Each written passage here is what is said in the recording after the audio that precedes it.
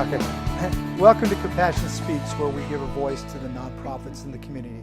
I'm your host, Kevin Weaver, and today on our show we have Dina Pace from the Humane Society of the White Mountains. Miss Dina, welcome.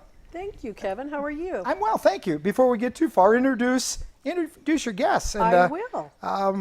I was going to say the most important first, but how would you decide? She's taking a nap. Well, we'll introduce Priya. Hi, Priya. And this is her mom, Terry Bankert, Hi. who's a great volunteer with us. Oh, you're her mother?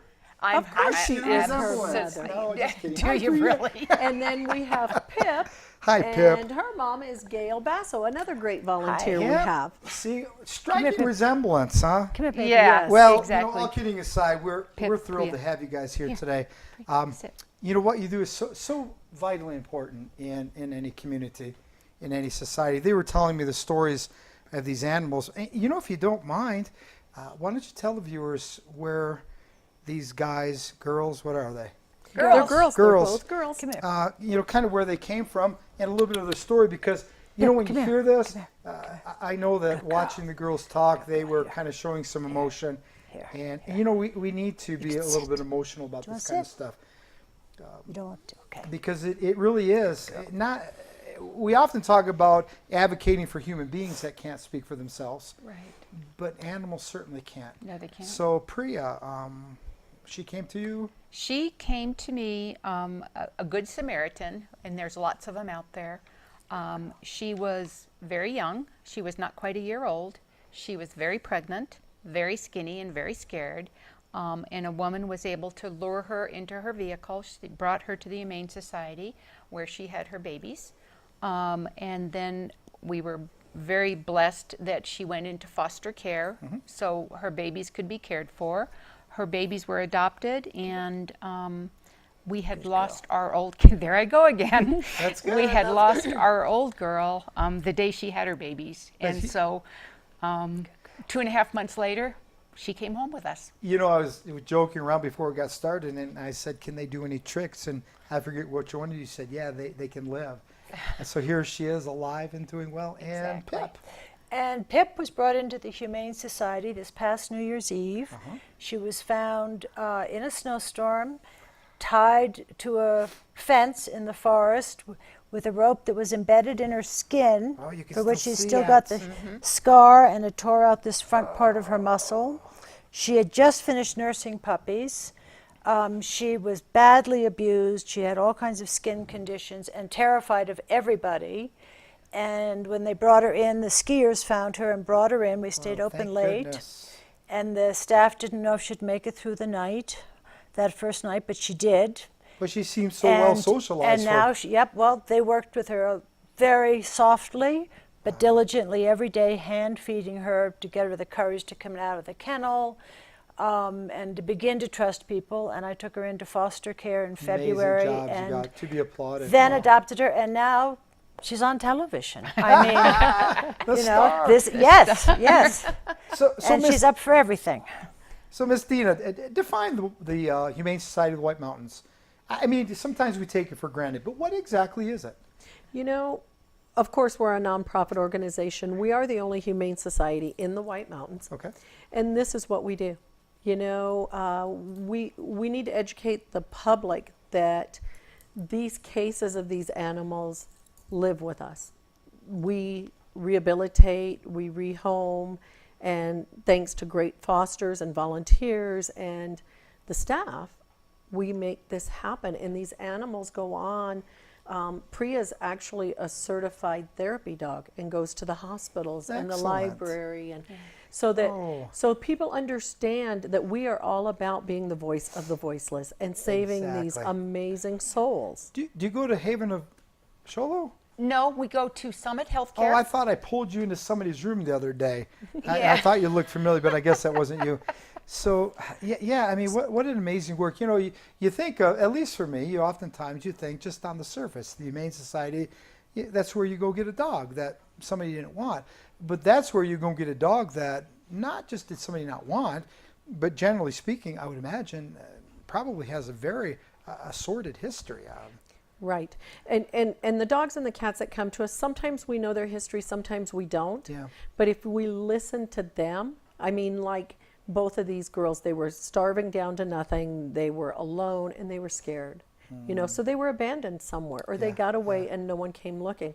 And we get so many homeless animals living with us because people don't think to look at the Humane Society of the White Mountains for their lost pet. And Sure, we sure. are the only humane society here. People always need to look for their lost pets So with a, us. a humane society. Oh, good. Yeah, that's a great point. We all often think of, the kennels, the police department, but yeah, Correct. the humane society. So, humane society, are you guys a no-kill shelter? Okay, so exactly how do you describe a no-kill? Well, yeah. No matter what, and the animal there will not be euthanized. Okay, no matter the condition of the animal and what's best for the animal? Yeah, exactly. Okay, so we're a low kill. Okay. The only reason we do euthanize is if there is an animal that their quality of life is so bad that Exactly. they are suffering. Right. We need to do what's right for that animal. We do not euthanize for any amount of time that they're with us or Okay. for space. We have animals that have been with us for 15, 16 months at a time. I'm glad you put it that way or said it that way because I think that's where the misconception is. I Yes. think people think no-kill shelter or that they're euthanized because their time's up. Right. They've There been is here no time a with certain us. number of days. Yes, there's no limit So- on time with us. Well, you're right. I mean, low kill. I think that that is humane because I'm sure there are cases where it's the most humane thing to do. It absolutely so is. so physically damaged, so Yeah. that it's just not fair. You know, in some of the cancers and things that we know we cannot fix, Right. Right. and right, they are in pain. right. So Do you guys have a veterinarian that you work with on staff? we absolutely do. We have a veterinarian that comes every Thursday Oh, okay. and does all our spaying and neuterings, Dr. Tammy Helzer. Excellent. And we also, she does all our health checks with us, and she's available every day, all day by phone Excellent. for us for emergencies. So she writes prescriptions, huh? And we work with the different vets around town. Once the animal's adopted, we give them a well checkedness to the vet of their choice up here.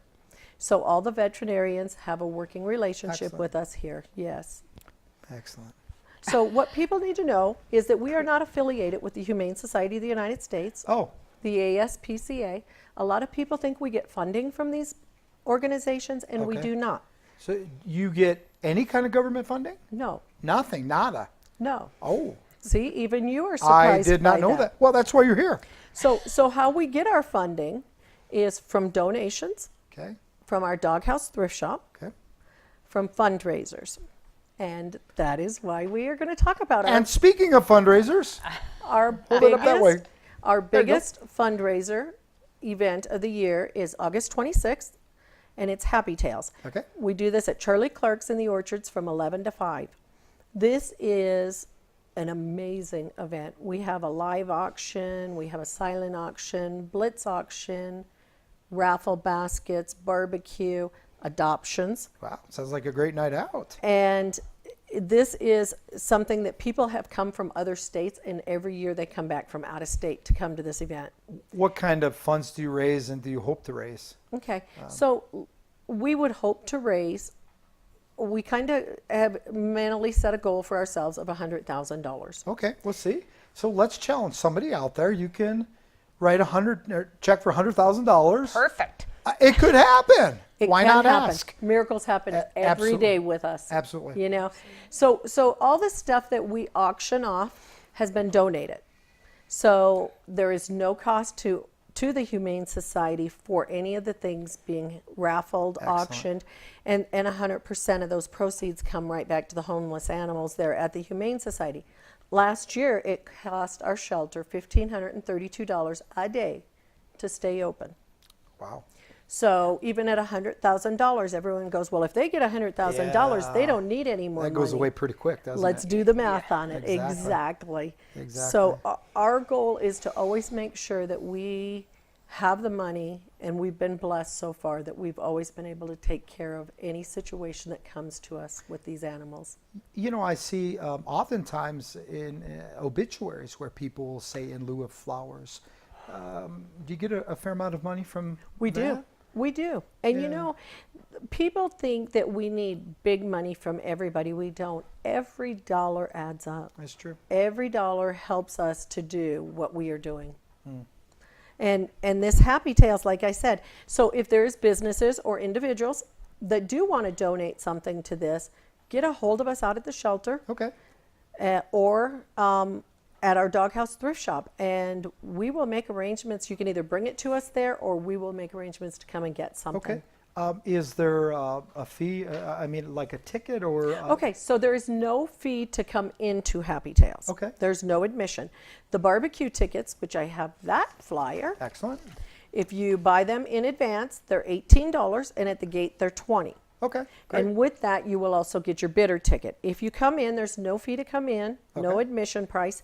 But if you decide you want to join us, then and you don't want to have the barbecue, it's $5 for a bidder number. Okay. Great. Great.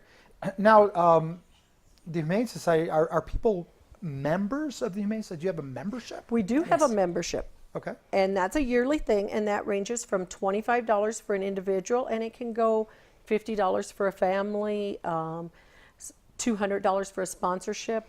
We use business memberships. Okay. You know, and in our business ones, we have a board in our front office, and it's a sponsorship board with their logos and stuff on it, letting our community know to support the businesses that support us. Excellent. Well, man, you guys, thank you for coming and sharing the information. My eyes have been opened. There were some things you told me today. I had no idea. And you know, we are just about out of time, and. Sorry, her back's Let's. to you. I know before we started, one of the texts here said, "Let's just keep the dogs on camera the whole time," and I agree. So. But you know, Kevin, you that's guys a come good point. Pre. There's something Go say hi. about a rescue Go say dog hi. or cat. Exactly. It's like they never forget where they've come from, Good and they girl. love you Yeah, I mean, unconditionally, and they're always grateful. I mean, these guys. Yeah, you said it. These guys, girls, they look like they're grateful. They are grateful. They're so well behaved. They're having and a good time. Yeah. This is amazing. Come here, come and see me. So there's absolutely nothing wrong with shelter animals. They're just homeless right now, Yeah. and they need that home. You know, that's another thing that we always need is foster homes, volunteers, Okay. things to help us help them. Well, we've challenged the community with a lot. Foster homes and donations and happy tales. And as we're signing off, do you guys sing happy tales? Happy Tales to you. You do. We Go ahead, need it go ahead. again. There it is. We want to fade out singing happy tales to you. So I'm going to read this and then you're going to do it, okay? Oh, no. Stay tuned. We'll be right back with our next guest. Fade out. Come on, Happy girls. Tales to you. You don't want me Until we meet again.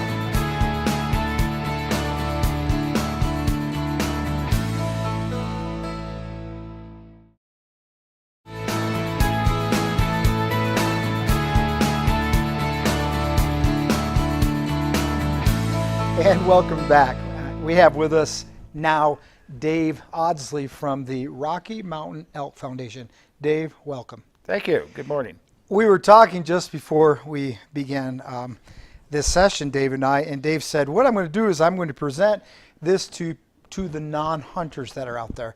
And I said, well, you've got the perfect host because I've never hunted in my life. Not against it. I think it's a wonderful thing.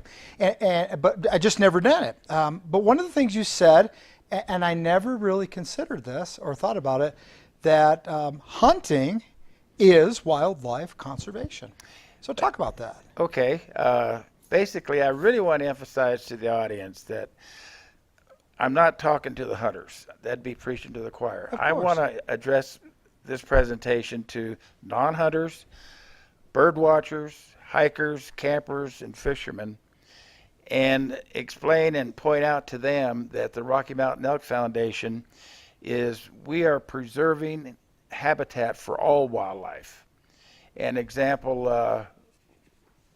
as far as habitat restoration, I have some statistics here. We preserved over 9 million acres in the whole country. My goodness. And by preservation, what I mean is that access to the national forest and the wilderness areas are surrounded by a lot of private property. Sure. And what happens is that the private property, the owner decides they're going to build a housing project. Well, by doing that, that cuts off access for hunters and wildlife people that want to enjoy the wildlife. Sure. We'll go in and we team up with the Nature Conservancy and we'll buy it Okay. and pay for it and then deed it over to the state wildlife and game and fish departments across the country. The best example I can give you is Sipes Wilderness, which is outside of Springerville, Eager. That's, by the way, next Saturday is going to be the Hummingbird Festival there. You say next Saturday. What were you talking about? A date? Give us a date on that. Be the 29th, I think it is. Yes. Okay. Anyway, the rancher at Sipes, who owned it and homesteaded it, had something like 800 acres or 1,200 acres, and for several, many years, and then the families deteriorated, so it was going to go up for sale. And so what we did is we stepped in with the Nature Conservancy. We purchased that private ranch, which is over 600 acres of grass hayfield, and the ranch proper itself, and it's called the Sipes Wildlife Preserve now. Excellent. Excellent. And we paid for that, rehabbed the creek going through it. So now we have an area in the state where people can go to watch wildlife and hunt on the property, okay, deer and elk, and fish in the creeks, you know. And then again, we have the Hummingbird Festival with game and fish coming up Excellent. at the end of the month. Now, the statistics that you were reading, you said that the numbers were you're helping nationwide. So the Rocky Mountain Elk Foundation, are there other chapters or clubs in different states? We have over 500 chapters throughout the country. Oh, excellent. Okay. There, Excellent. there are 18 chapters here in Arizona. Okay, and from a historical perspective, let me just make a few comments here. Please, okay. go ahead. Historically, back prior to 1935, hunting was not regulated in the country, and it was for profit only. So people would go out, shoot a deer, shoot an elk, a duck, or an eagle, or whatever, Whatever, yeah. and sell the hide, sell the feathers, sell the meat. Right. Okay, the Congress passed a law, and so did the states. And in 1937, they passed a law called the Pittman-Robertson Act. And that required, and that was based on the hunting clubs at the time, going to Congress and saying, look, we're massacring all the wildlife, and they're just destroying them. We need laws and regulations, the hunters said this, Right. to protect our wildlife. Sure. Congress passed the law, Pittman-Robertson Act, and it put a tax on all hunting equipment, rifles, handguns, ammunition. And then the Dingell-Johnson Act in 1951 included fishermen. Okay. What happened is this money goes to the federal government, and then they disperse it to each state game and fish department to enhance the wildlife conservation of that state. So historically, let's go back to 1940. Canadian geese. There were 1 million Canadian geese left in 1940. Today, there's over 3 million of them Because of your conservation efforts. because of the conservation efforts. Well, when did the Rocky Mountain Elk Foundation get started? That was in 1983. Okay. And really what prompted that? What was kind of the catalyst behind the formation of this group? Some elk hunters in Missoula, Montana, got together and said, we want to enhance and protect elk because we're elk hunters. Exactly. And they were specifically on elk. And they formed the Rocky Mountain Elk Foundation. And it's a 501c. Okay, it's great. a 4-star rated. Okay. And the money spent for administrative purposes is only 10 cents on the dollar. Wow. That's all. That's phenomenal. Everything else goes back into the wildlife conservation. And so everything is done by volunteers, except It's for all that volunteers. that small percentage There's a of small percentage of administrative personnel. that's phenomenal, because if you research other so-called not-for-profits, you find that their Right. administrative costs are astronomical. That's exactly So right. really, they're just little businesses under Yeah. that covering. But that's another we story. we have over right at about 8,000 volunteers here just in Arizona. 8,000 volunteers in Arizona. Just in Arizona. Wow, And it's like amazing. I said, we provide water for the wildlife drinkers in June when it's dry. Okay, so you're talking to a non-hunter, a wildlife drinker. Okay, What's that? I want you to picture a hard plastic square bowl buried in the ground, Oh, okay. all right, with a roof on top that catches the rainwater, Okay. and it drains into this drinking system Excellent. so it can, and then the wildlife, there's a little drinker with a Okay. float, and it allocates so much water. Okay, and so during dry times, you go fill them up. We go in, thousands of gallons of water. We haul it in as volunteers with the support of Game and Fish. Sure. And we go to all these drinkers and water tanks and keep them filled for the wildlife. And that's not just elk, it's all wildlife. Of course, yeah. Yeah. You can't put up a sign that says elk only, huh? No. So getting back to what happened with the Canadian geese. Sure. We got 3 wild turkeys. And again, I want to emphasize to the audience that hunting is conservation. Yeah. And we're working with Game and Fish to protect all wildlife, okay? Wild turkeys. In 1910, there was only 100,000 left in the whole country. Sure. Now there's over 5.5 million turkeys, Amazing. okay? Trumpeter swans. In 1935, there were 73 birds. Wow. That's all that U.S. Fish and Wildlife could count? That's pretty well near extinction. Yes, and now there's 20,000. Oh, excellent. Excellent. Okay, white-tailed deer now. Sure. In 1900, there were 500,000 deer left, white-tailed deer. Now there's over 20 million, or 20,000, 36 million. Now, and again, these are national numbers. National Yeah, figures, of okay? course. Mhm. Elk, in 1907, there were only 41,000 elk left, and that was only in the southwestern part of the country and the western states, okay? 1907. Now there's 1,200,000, Excellent. Wow. okay? And that's just in the 10 western states. Well, that's some good work. And well, so tell me, because we're quickly running out of time. Okay. Let's say I want to become a member. So two things. The next couple things we want to talk about. How do you become a member? And you've got a fundraiser coming up. Yes. So what do I do to become a member or to be involved with this organization? Okay, our fundraising banquet is at Honda Casino August 19th Okay. at 4:30. Okay. And to make reservations in advance and also to get a discount on tickets, I want you to call Anna at 928-242-4317, Okay. and you can get reservations. What is the price of the tickets? Okay, the tickets are $85 for one meal at the casino, including membership, a membership fee. Oh, okay. Okay, and if you're going to bring a couple, that'll be 2 meals and one supporting membership. That's $135. Okay. Gotcha. Okay, Excellent. Excellent. so that's how you join. But I want to reemphasize the phone number is 928-242-4317. Okay, so now that's the fundraiser that's coming up, and I'm sure there'll be plenty of good food and some entertainment. I would take it.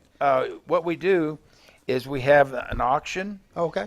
and part of the auction, by the way, is now this is for the hunters here. Okay, Sure. we have 2 archery bull tags on the Fort Apache Reservation, Reichhorn, 1 junior cow hunt, 1 cow hunt, and then a 1-year fishing license for free on the reservation. Excellent. Okay? So any hunter would love that. As a matter of fact, for you no hunters, that's if you go and you got a chance of getting that, then you could always give it to that hunter in your life. Well, They'd be really impressed. and one other thing too that we emphasize is we emphasize youth. Mhm. Okay, and part of our youth programs is we have a turkey hunt for the junior hunters, and that's in April at near Big Lake. Okay. Last year we had 200 kids show up with turkey tags. My goodness. Excellent. Okay, and they Excellent. harvested about 20 turkeys. Wow. Okay. Wow. We also host a junior elk hunt in Unit 1, which is in the White Mountain area. Uh-huh. Last year, we had 52 kids show up with junior elk cow tags, Excellent. and they harvested 30 cows. Excellent. And that was on Friday, Saturday, and Sunday and Monday. So not only a wonderful conservation effort, but a tremendous community effort for getting youth involved. You know, Dave, our time again, it's gone. Oh, And okay. so hate to cut you off, but Okay. my friend, we're out of here. Thanks for coming. Okay. And for those who are watching today, thank you for tuning in, and tune in again next month to hear Compassion Speak.